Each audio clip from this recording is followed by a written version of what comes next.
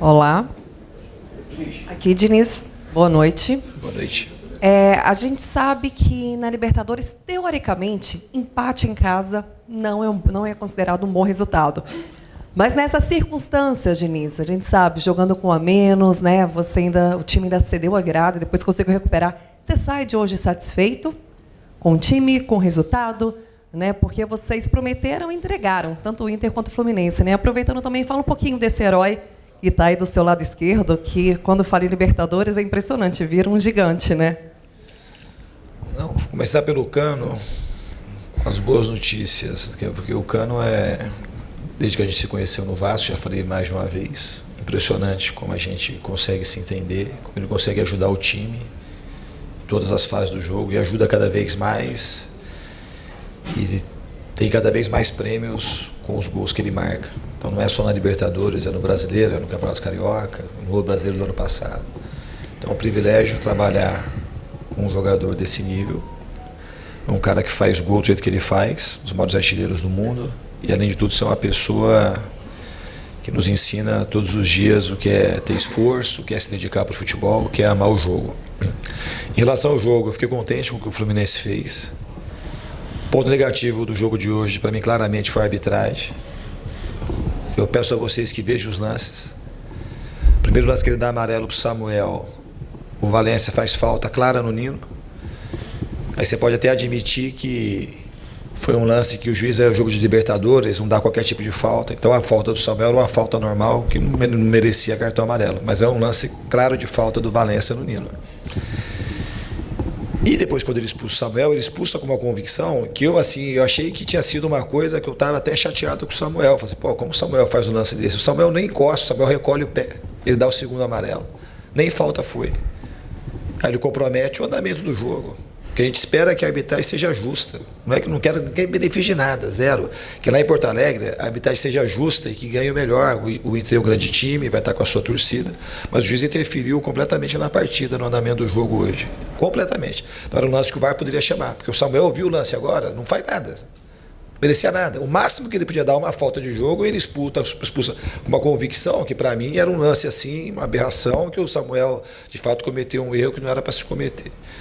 E depois ele deu 3 minutos de acréscimo, o gol saiu, deu 3 minutos de acréscimo, a bola ficou, eles promoveram mais uns 3 ou 4 ataques, até ele terminar o jogo, praticamente quando fez o gol.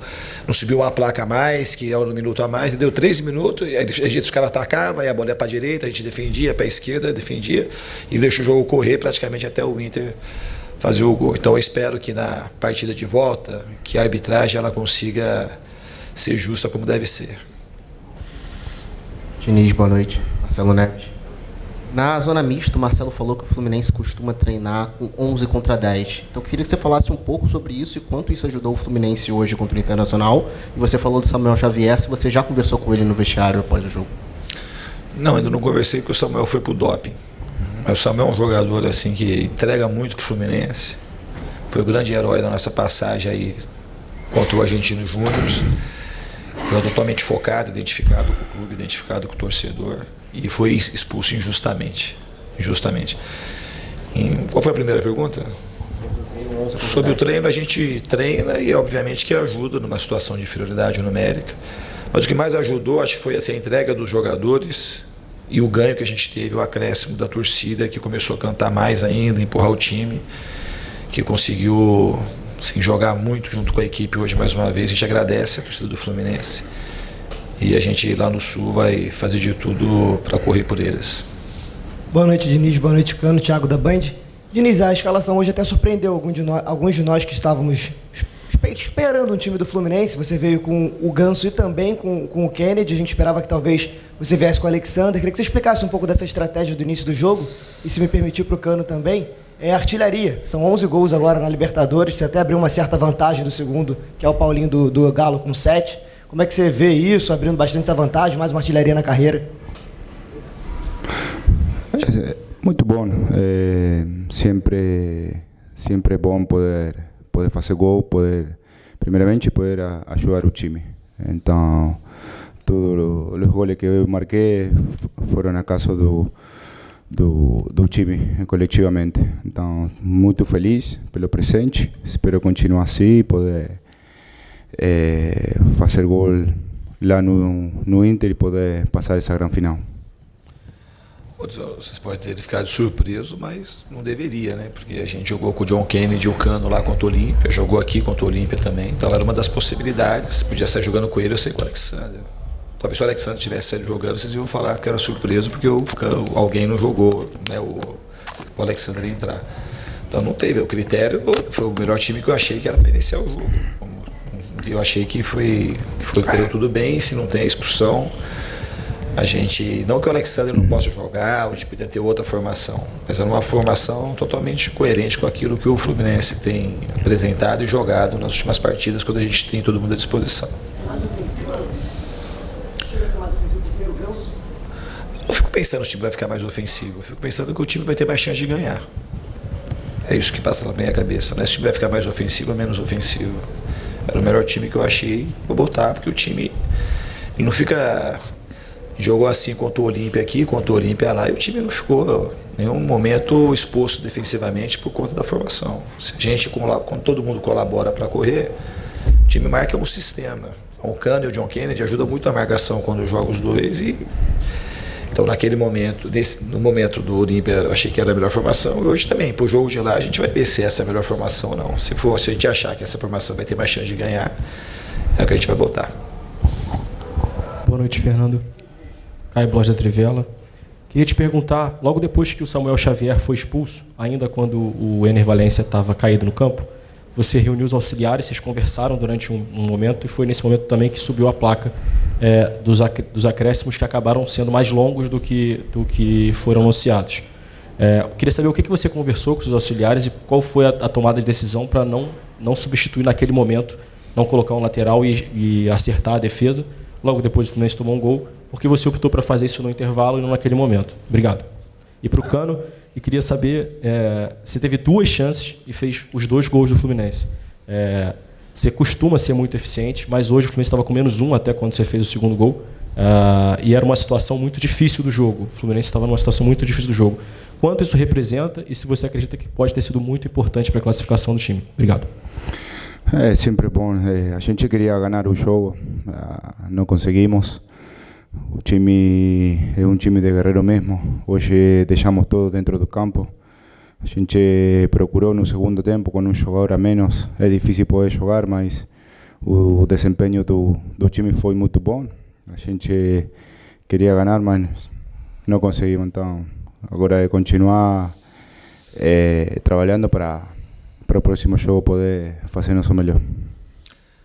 Então, cara, essa pergunta é uma daquelas perguntas que são feitas, ela viria, uma pergunta tão fácil de ser feita, mas assim, tão sem profundidade, porque assim, o que teve a ver o gol com a não entrada no lateral, que se você quer para acertar a defesa não ficou desacertada. O cara cruzou uma bola aqui, antecipou, o Arias foi para lá, porque faltava 2 minutos, já tinha acabado o jogo.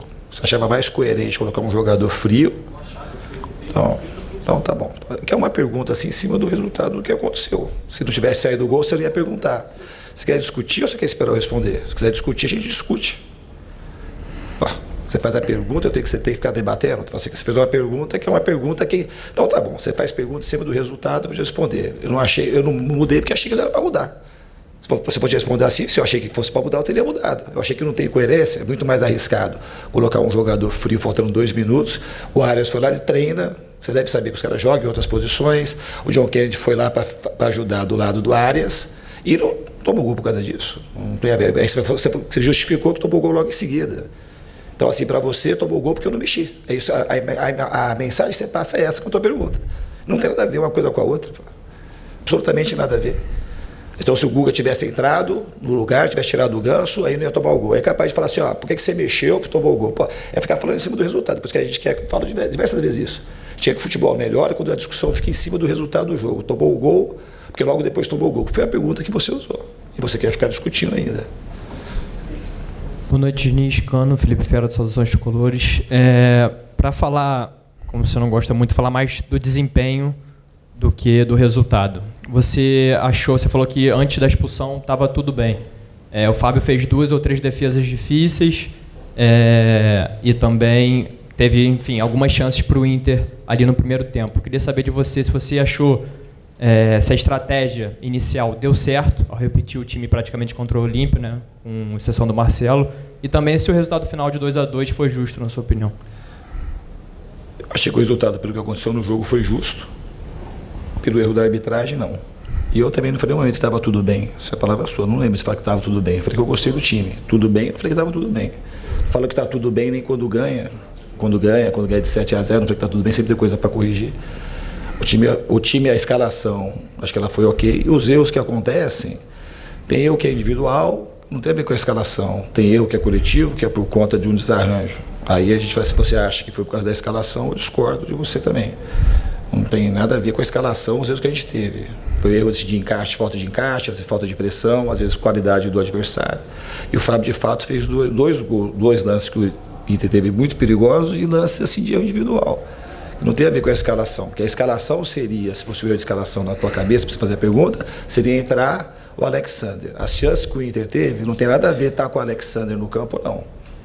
Oi? Você achou que a estratégia deu certo, a estratégia inicial? Eu achei que a estratégia deu certo, a gente marcou, a gente cometeu, eu acho que deu certo, muito certo, a gente marcou do jeito que tinha que marcar, a gente não cedeu os espaços que o Inter precisava, a gente teve dois erros que a gente cometeu, um que a gente entregou de saída e um desencaixe de marcação, que foram as duas chances do Inter, e o Fábio fez duas defesas. Agora, erros acontecem, assim, a estratégia foi boa, a estratégia, a gente conseguiu jogar, a gente conseguiu ter domínio, a gente conseguia pressionar alto, a maioria das vezes deu certo, então a estratégia, ela foi, agora se... Que negócio, a estratégia dar certo, o Inter não podia ter nenhuma chance de gol e o Fábio não podia ter feito uma defesa. Aí a estratégia teria dado certo. Boa noite, Diniz. Boa noite, Cano. Diniz, primeiramente, até falando de estratégia, como você estava falando, as trocas do intervalo foram compreensíveis. A saída do Felipe Melo, qual foi a ideia em trocar ele pelo Marlon? Porque foi a única troca que trocou um jogador pelo outro da mesma posição, digamos assim, né? E para o Cano, segundo ano seguido, você vai ser artilheiro do Brasil, é muito difícil você não ser mais esse ano. Como é que você vê isso, essa evolução em 2 anos de Fluminense, dobrando praticamente seus números de gols? Boa noite. A gente sempre tem um jeito de treinar, de jogar, de fazer, de entender o que Fernando pide dentro do campo. Então, um conjunto de muitas coisas que están aconteciendo también este año que es muy bueno individualmente, colectivamente también, porque mis compañeros juegan colectivamente y para mí es mucho más fácil. Entonces, o presente é bom e continuar desse mesmo jeito. Em relação às trocas, a pergunta em relação ao Felipe Melo, primeiro eu estava sentindo, deu uns 25 minutos do primeiro tempo, já estava sentindo um pouco o joelho. A gente estava com um jogador a menos, a gente ia acabar ficando mais exposto, tendo que correr mais. Então esse foi o motivo principal da saída dele. Aqui, boa noite, Fernando. Zé Alberto, Rádio Gaúcho, boa noite, Cano. Boa noite. Fernando, qual é a principal diferença? O jogo terminou empatado, não tem vantagem, o que muda é o local, vai ter que mudar a escalação, porque tem jogador suspenso aí, o Samuel. Mas qual é a principal diferença que tu prevês para o jogo de Porto Alegre? E qual é talvez tu mude estratégia em função de alguma coisa, te mostrar satisfeito com o time? Então, eu parto desse princípio. O que precisa mudar para o Fluminense para garantir? Eu estou falando em tempo normal, claro que um empate leva para o... Mas qual é a principal modificação que tu já antevê, terminado o jogo agora há pouco, do jogo daqui para o jogo de Porto Alegre?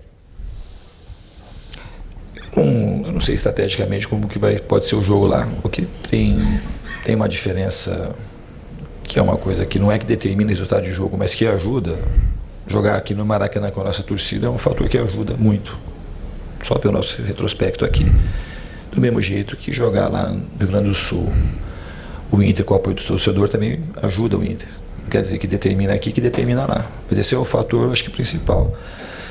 E a gente, agora sim, a gente estava esperando, como o Inter também esperando tudo. O Inter poderia ter pressionado mais, poderia ter marcado num bloco médio como marcou, poderia ter marcado um pouco mais atrás, como em determinados momentos ficou mais atrás. A gente não dá para antecipar muito o que vai acontecer lá. A gente tem que estar preparado para tudo aquilo que o Inter pode promover no jogo. Ok, Diniz, obrigado, Cano. Valeu. Obrigado, gente.